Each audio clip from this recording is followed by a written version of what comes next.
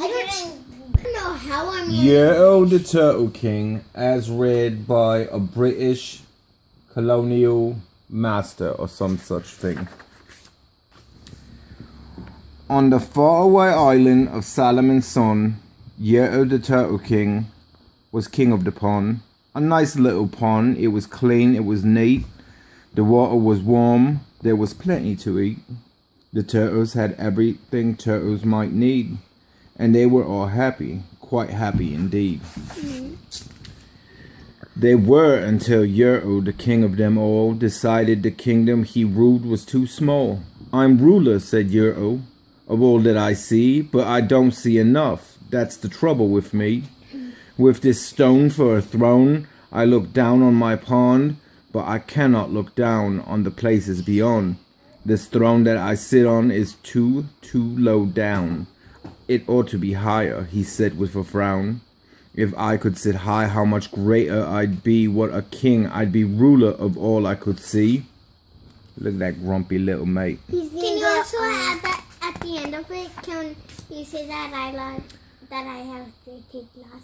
So Yertle the Turtle King lifted his hand, and Yertle the Turtle King gave a command.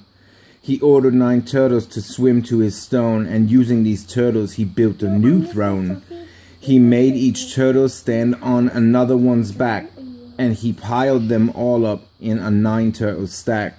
And then Yertle climbed up. He sat down on the pile. What a wonderful view, he could see most a mile. All mine, cried Yertle. Oh, the things I now rule. I'm king of a cow and I'm king of a mule. I'm king of a house, and what's more beyond that, I'm king of a blueberry bush and a cat. I'm Yertle the Turtle, oh marvelous me, for I am the ruler of all that I see. And all through that morning, he sat there up high, saying over and over, a great king am I, until long about noon. Then he heard a faint sigh. What's that? Snapped the king. And he looked down the stack, and he saw at the bottom a turtle named Mac. Just a part of his throne, and this plain little turtle looked up and he said, Beg your pardon, King Yertle, I've pain in my back and my shoulders and knees. How long must we stand here, your majesty, please? Look at Mac. He got a pretty bad-ass paint job down there, doesn't he? But he's the checkered one. Silence, the king of the turtles barked back. I'm king and you're only a turtle named Mac. You stay in your place while I sit here and rule. I'm king of a cow and I'm king of a mule. I'm king of a house and a bush and a cat.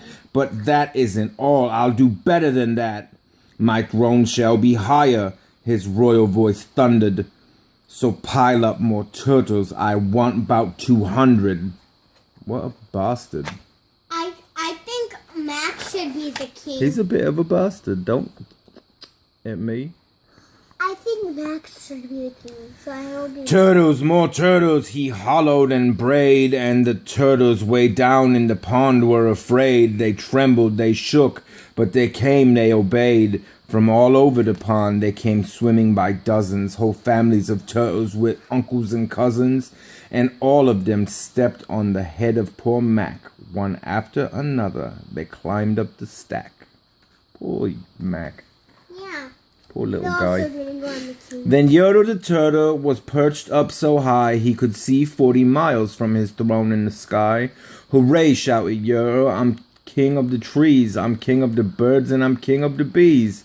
I'm king of the butterflies, king of the air. Ah me, what a throne, what a wonderful chair. I'm Yertle the Turtle, oh marvelous me, for I am the ruler of all that I see.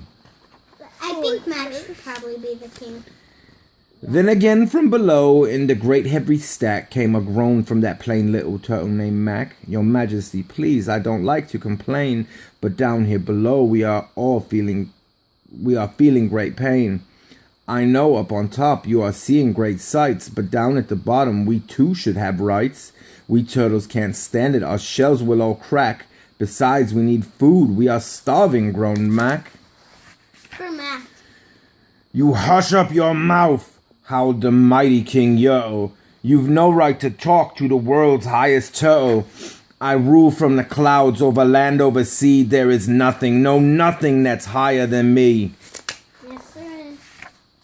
But while he was shouting, he saw with surprise that the moon of the evening was starting to rise up over his head in the darkening skies. What's that? Snorted Yertle. Say, what is that thing that dares to be higher than Yertle the king? I shall not allow it. I'll go higher still. I'll build my throne higher. I can and I will. I'll call some more turtles. I'll stack them to heaven. I need about 5,607. But as Yertle the Turtle King lifted his hand and started to order and give the command, that plain little turtle below in the stack, that plain little turtle whose name was just Mac, decided he'd taken enough, and he had. And that plain little lad got a little bit mad.